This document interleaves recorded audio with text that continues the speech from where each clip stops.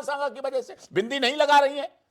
उनकी धर्मपत्नी जो डिंपल यादव बनी, डिंपल सिंह से बिंदी नहीं लगा रही, मांग में सिंदूर नहीं भर रही, इसीलिए इसी बात का विरोध है कि राणा सांगा के बारे में गलत कहा गया। उनकी डिंपल राजपूत परिवार से, उत्तराखंड के राजपूत परिवार से, वो उनका मायके वाले दुखी हैं, मायके वाले परेशान कि हमें क्या दामाद मिल गया, कैसा दामाद मिल गया, ये क्या हो गया हमारे साथ। जब ये अपने राणा सांगा का नहीं हुआ, जब ये अपनी गौ माता का नहीं हुआ, जब अपने दिव्य कुंभ महाकुंभ का नहीं हुआ, अपने प्रभु श्री राम का नहीं हुआ, तो ये हमारा क्या हो जाएगा। चुनाव जब से ये रामजीलाल सुमन की बात पर उन्होंने, उनकी धर्मपत्नी ने खुद कहा कि रामजीलाल सुमन जी ने गलत कहा। क्यों कहा? क्योंकि उनकी धर्मपत्नी ने बेशक लव मैरिज की, वो भी उत्तराखंड से राजपूत समाज की है, उन्होंने भी राणा सांगा के इतिहास को देखा है, उनका भी डीएनए राणा सांगा का है, उसी दिन से नाराजगी चल रही है उनके। 2027 चुनाव अब आने वाला है। अखिलेश सोच रहे हैं कि बिना वोट बैंक के आगे बढ़ जाएंगे, एक तरफ बह जाना, दूसरी तरफ किनारा कर लेना, कहीं ना कहीं अखिलेश को नहीं दिख रहा है।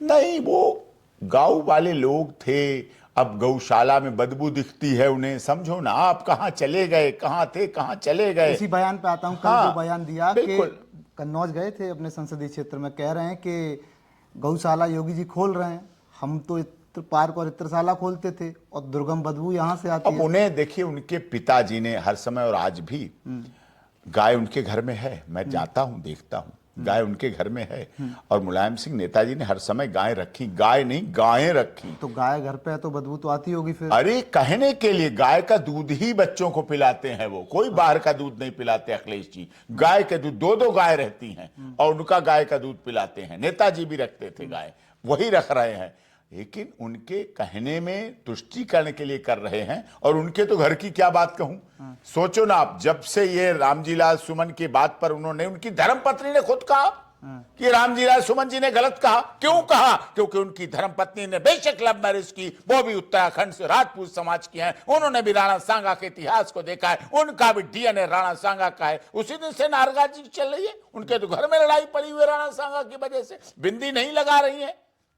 उनकी धर्मपत्नी जो डिंपल यादव बनी, डिंपल सिंह से बिंदी नहीं लगा रही, मांग में सिंदूर नहीं भर रही, इसीलिए इसी बात का विरोध है कि राणा सांगा के बारे में गलत कहा गया। राणा सांगा के बारे में माफी मांगो, राणा सांगा के बारे में अपने एमपी से बोलो और कहो, ये बात सच्चाई है, दिख रही है। और गाय उनके घर में रहती है और उन्हें गाय से बदबू आती। सोचो ना आप, किस तरह की भावना, किस तरह की बात। गाय जिसमें सभी देवताओं का वास है, गाय जिसका औषधीय दूध है, दूध भी उपयोगी है, कंडे भी उपयोगी हैं, मूत्र भी उपयोगी है। और अगर कोई ब्लड प्रेशर हाई वाला पेशेंट उसके ऊपर हाथ फिराता है गाय के, तो उसका ब्लड प्रेशर भी डाउन हो जाता है। ऐसी देव स्वरूप गौ माता में से बदबू आती है, तो जिसको अपनी माता के में से बदबू आने लगे, उसके क्या कहूं, क्या कहूं, उसके लिए क्या कह सकते हैं, कुछ नहीं कह सकते। वकील साहब, मैं जब से ये चीज़ें देख रहा हूँ, लोकसभा चुनाव में अखिलेश की बड़ी जीत हुई, उसके बाद आता है उपचुनाव। उपचुनाव में अखिलेश यादव कहीं ना कहीं चूक जाते हैं, और जब अखिलेश यादव चूक जाते हैं तो उस समय से आप याद करेंगे तो अखिलेश यादव कुछ सिस्टम बिगड़ गया है। अब वो दूसरे बौखला गए हैं। हाँ। वो बौखला गए हैं, दिग्भ्रमित हो गए हैं, लेकिन उन्हें जो जीत दी वो उन पे पच नहीं रही है। उनके क्षत्रिय समाज के भी बहुत पदाधिकारी कार्यकर्ता हैं, आज अपने को ठगा महसूस कर रहे हैं। उनकी धर्मपत्नी खुद, जिनकी लव मैरिज, हमारे बहुत पुराने रिश्तेदार, बहुत माननीय रिश्तेदार थे, ठाकुर अमर सिंह जी। रिश्तेदार? हाँ, अमर सिंह ने शादी कराई थी। मुलायम सिंह नेताजी तो कर ही नहीं रहे शादी, अमर सिंह जी बिचौलिया बने और इनकी शादी कराई, क्योंकि अखिलेश और इनकी लव मैरिज है। उनकी डिंपल राजपूत परिवार से, उत्तराखंड के राजपूत परिवार से, वो उनका मायके वाले दुखी हैं, मायके वाले परेशान कि हमें क्या दामाद मिल गया, कैसा दामाद मिल गया, ये क्या हो गया हमारे साथ। अखिलेश जी के ससुराल वाले परेशान। अरे राजपूत समाज के, क्षत्रिय समाज के, कौन ऐसा व्यक्ति, हमारे देश में तो इस्लाम को मानने वाले कह रहे हैं कि राणा सांगा के साथ गलत किया, बोला जा रहा है। हम भारत के हैं तो हमारे भारत के लोग हैं, राणा सांगा का इतिहास भी हमारा है, महाराणा प्रताप का इतिहास भी हमारा, पृथ्वीराज चौहान का इतिहास भी हमारा है। तो गौरी तो नहीं हो सकते ना, अकबर और बाबर तो उनके महान नहीं हो सकते हैं। ये देखने की वाली बात है, लेकिन ये इस तरह से उनमें बौखलाहट हो रही है, और बौखलाहट में कई चीजें गलत हो जाती हैं। अब कहने वाले लोगों ने कुंभ को भी मृत्यु कुंभ कह दिया। सोचिए ना, अरे जिनके बाप दादे नहाते रहे कुंभ में, आज कुंभ नहीं है कि योगी जी की बपौती नहीं है कुंभ, मोदी जी की बपौती नहीं है कुंभ। कुंभ तो आदि अनादिकाल से सनातन धर्म का चला रहा है। कभी उज्जैन में होता है, तो कभी हरिद्वार में होता है, तो कभी इलाहाबाद प्रयागराज में होता है, तो जगह बदलती रहती है। कुंभ तो सभी होता है सभी जगह, लेकिन उनको कुंभ में भी मृत्यु कुंभ दिखा, वो कुंभ नहीं गए, मंदिर नहीं जाएंगे। राम उनके अलग हो गए, राम जाए में मंदिर नहीं जाएंगे बनेगा। तो जब नाश मनुष्य पर छाता है, पहले विवेक मर जाता है। वकील साहब, अभी बात करें हम इन चीज़ों की, कुंभ पर सवाल उठाएंगे लोग, सनातन पर सवाल उठाएंगे, रमजान का पवित्र महीना चल रहा है, रोजाओं में जा रहे हैं, इफ्तारियां कर रहे हैं। हाँ, रोजा इफ्तार में जाएंगे, उन्हें लगता है वही हमारे वोट है, और उन्हें पता ही नहीं असली वोटर कहाँ है, कोर वोटर कहाँ है। इस्लाम मानने वाला समझता है, इस देश का मुसलमान समझता है, अरे जब ये अपने राणा सांगा का नहीं हुआ, जब ये अपनी गौ माता का नहीं हुआ, जब अपने दिव्य कुंभ महाकुंभ का नहीं हुआ, अपने प्रभु श्री राम का नहीं हुआ, तो ये हमारा क्या हो जाएगा, हमारा क्यों हो जाएगा? कोई नहीं हो सकता। मानते हैं इस बात को। मतलब सनातन पर सवाल उठाएंगे और इफ्तार में जाएंगे, सनातन पे सवाल उठाएंगे, इफ्तार में जाएंगे। सोचिए ना, वो भी नहीं मानते इनको। इसीलिए तो मुस्लिम बाहुल्य एरियो में मुस्तफाबाद में भारतीय जनता पार्टी क्यों जीती, किस लिए जीती? यही तो कारण है। वो भी विश्वास करना छोड़ दिया उन लोगों पे, ये नहीं हो सकते किसी के। अरे जब अपने बाप का नहीं हुआ, समझो ना, राणा सागा, इतिहास तो हमारा पिता तुल्य है ना, इतिहास तो महान है ना। जो अपने बाप का नहीं हुआ, वो किसी का क्या हो जाएगा? नेताजी मुलायम सिंह यादव जी क्या कह गए? कुंभ करवाते थे, कुंभ में जाते थे, खुद नहाते थे, लेकिन ऐसी भावना करके इन्होंने अपने पितरों को भी कष्ट पहुंचाया है। नेताजी इतिहास के बारे में कभी नहीं बोले गलत। मुलायम सिंह जी, आप देख लीजिए उनके भाषण, कभी नहीं उन्होंने इतिहास को दुत्कारने और गलत प्रताड़ित करने का प्रयास किया। शिक्षा से जुड़े हुए व्यक्ति थे, लेकिन उनके पुत्र ऐसे कार्य कर रहे हैं, उनके सांसद ऐसे कार्य कर रहे हैं। ये देश के लिए दुखद है, इतिहास के लिए दुखद है, और सर्वधर्म संभाव जो भाव है, सर्वधर्म संभाव, उसके लिए भी दुखी है। वकील साहब जी, एक बात बताइए हमें कि जैसे रामजीलाल सुमन ये बयान दे रहे हैं, रामजीलाल सुमन बयान दे रहे हैं, तो कहीं ना कहीं उसमें बाबर और औरंगजेब का भी जिक्र कर रहे हैं, तो कहीं ना कहीं एक संदेश, क्योंकि आज भाजपा के सांसदों ने कह ही दिया है कि ये सुनियोजित तरीके से किया गया है। सुनियोजित तरीके से, साजिश तरीके से, प्लान के तहत पूरे संसद की कार्रवाई को ध्वस्त करना। संसद बनी है, संसद में इस देश के करोड़ों लोगों ने चुनकर अपनी मेहनत की कमाई से जो टैक्स अदा करते हैं, उससे इन सांसदों के घर में खाना बनता है, उससे चाय बनती है, उससे गाड़ियां चलती हैं, उससे कोठी बनती है, उससे कोठी में रहते हैं, सुविधाओं का उपयोग करते हैं। लेकिन इन्होंने उसी संसद की गरिमा को तार तार कर दिया और उसी के इतिहास के साथ खिलवाड़ कर दिया, जो कि बेहद शर्मनाक है। भाजपा के कुछ बड़े नेता कहने लगे हैं कि अखिलेश जो हैं खुलकर मुस्लिम प्रेमी हो गए हैं और सनातन का जो विरोध कर रहे हैं वो अब 2027 के सपने को देखकर कर रहे हैं। हाँ, वो सनातन धर्म का विरोध एक लालच में कर रहे हैं, लेकिन उन्हें नहीं पता कि उनके खुद के कोर वोटर हिंदू है, सनातन धर्म को मानने वाले, और मुस्लिम उन्हें क्यों देगा? जो जान गया है कि अरे मंदिर नहीं गया, ये दिव्य कुंभ महाकुंभ में नहीं गया, ये राणा सांगा के खिलाफ बोल रहा है, तो फिर बाबर के साथ तो नकली रूप से है, असली में कैसे हो सकता है? जो अपनी कौम का नहीं हुआ, अपनी जाति का नहीं हुआ, अपने क्षेत्र का नहीं हुआ, अपनी भाषा का नहीं हुआ, अपने धर्म का नहीं हुआ, अपने संप्रदाय का नहीं हुआ, अपने संसदीय क्षेत्र की जनता का नहीं हुआ, अपनी संसद का नहीं हुआ, अपने संविधान का नहीं हुआ, अपने इतिहास का नहीं हुआ, तो वो किसका हो जाएगा? नहीं हो पाएगा। ये जो इंडी गठबंधन वाले लोग हैं, अगर चुनाव की बात आती है तो आमने सामने चुनाव लड़ते हैं। कांग्रेस भी चुनाव लड़ेगी, सपा भी चुनाव लड़ेगी, दोनों आमने सामने लड़ेंगे। जब कोई मुद्दा फंसता है या फिर ये इनका कोई मामला सेट होता है तो कैसे दलित का नाम ये आगे ले आते हैं। जैसे कि आज मल्लिकार्जुन खड़गे ने संसद में कहा है कि दलित सांसद के घर पर हमला किया गया। मान लीजिए अगर मैं आपसे बात कर रहा हूँ, कोई सवाल गलत पूछ रहा हूँ, तो इसमें मेरी जाति का क्या मतलब, महत्व कहाँ से आ गया? वो जाति पे ही राजनीति करते हैं। ये जाति के नाम पर, धर्म के नाम पर, क्षेत्र के नाम पर, भाषा के नाम पर, संप्रदाय के नाम पर राजनीति करते हैं। और संसद बनी किस लिए है? संसद बनी थी रोजगार से लड़ने के लिए। आप क्या कर रहे हैं? शिक्षा के लिए क्या कर रहे हैं? स्वास्थ्य के लिए क्या काम कर रहे हैं? हमारे बॉर्डर्स कैसे सुरक्षित रहें? हमारे रोहिंग्या कैसे आना रुकें? इसके लिए काम करना चाहिए। हमारे यहाँ विकास की हमारी जो मुद्रा है कैसे पहुंचे, कैसे मजबूत हो हमारे देश की। हमारे देश में भविष्य के लिए आगे युवाओं के पास क्या हाथ काम होना चाहिए। हम दुनिया में सोने की चिड़िया जगत गुरु कैसे बन सकते हैं, महंगाई कैसे कम हो सकती है, लोगों को रोजगार कैसे मिले, इसके लिए आईआईटी कॉलेज खुलें, एम्स खुलें, इंजीनियरिंग कॉलेज खुलें, विश्वविद्यालय खुलें, हॉस्पिटल खुलें, अच्छे अच्छे सौंदर्यीकरण हो। इसकी बात नहीं कोई करता है। इतिहास का इनसे क्या लेना देना।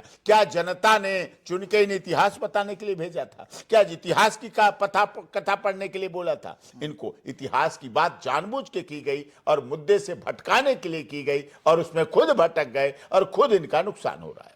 ये मल्लिकार्जुन खड़गे हर बात को दलित से क्यों जोड़ने चले?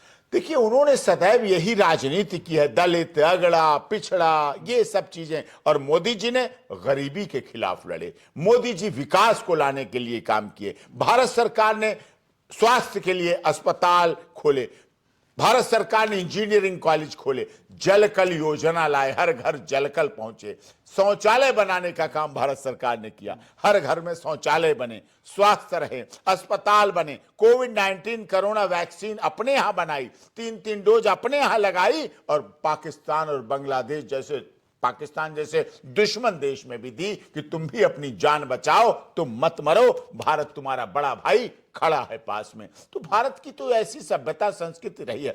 सनातन धर्म की तुलना किसी दूसरे से नहीं हो सकती। सनातन धर्म दुनिया का इकलौता ऐसा धर्म है जो अपनी पूजा के बाद, हवन के बाद क्या कहता है? विश्व का कल्याण हो, प्राणियों में सद्भावना हो। ये भावना हमारी है। सर्वधर्म संभाव, सर्वजन हिताय, सर्वजन सुखाय, सर्वे भवन्तु सुखिनः, सर्वे सन्तु निरामया। ये हमारी सोच है, उनकी सोच नहीं है।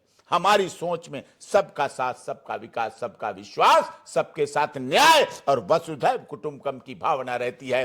तब हमारे देश के प्रधानमंत्री दुनिया में जाते हैं और बोलते हैं one earth, one family, one future, one health के आधार पर G20 का सम्मेलन होता है और पूरी दुनिया के लोग भारत में आते हैं, सम्मान की नजर से देखते हैं। तब हमारे गौतम बुद्ध की शांति, युद्ध से बुद्ध की ओर चलने की शांति यूक्रेन और रूस में पढ़ी जाती है, उस पर रिसर्च किया जाता है।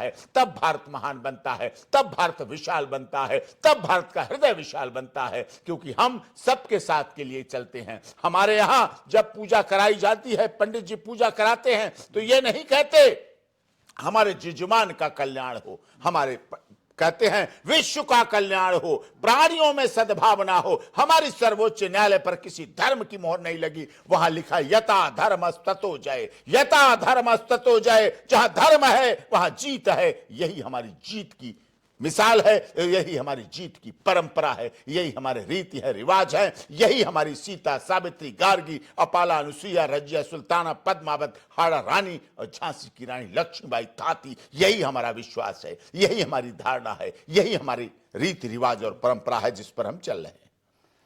अगर आपसे व्यक्तिगत पूछा जाए, योगी जी में और अखिलेश यादव जी में कितना फर्क है? नहीं, उनकी तुलना नहीं की जा सकती। उनकी कैसे तुलना की जाएगी? उन्होंने लव मैरिज की, योगी जी अनमैरिड हैं। हाँ। ठीक है, योगी जी मठ में रहते हैं। हाँ। उनका कुछ नहीं है, उनका थैला और अंग वस्त्र बस इतना ही है। उन पर तो टोंटी चोरी का भी आरोप लग गया था। क्या करें, आपने सुना, देखा, मैं तो नहीं कह रहा, लेकिन पीडब्ल्यू डिपार्टमेंट ने कहा ना टोंटी चोरी हो गई।